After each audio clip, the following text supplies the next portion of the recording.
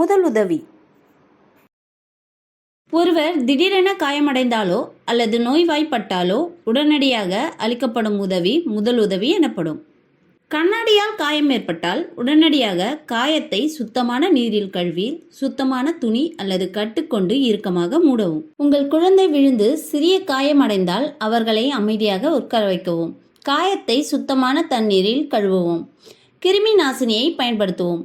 தேவைப்பட்டால் கட்டு போடவும். காயம் தீவிரமாக இருந்தால் உடனடியாக மருத்துவரை சந்திக்கவும்.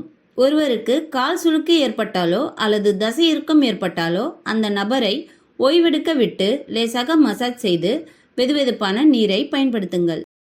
யாராவது மயங்கி விழுந்தால் அவர்களை தரையில் கிடத்தி நன்கு காற்றோட்டமான இடத்தில் வைக்கவும். அவர்கள் சுயநினைவு திரும்பிய பிறகு சர்க்கரை கலந்த நீரை கொடுக்கவும்.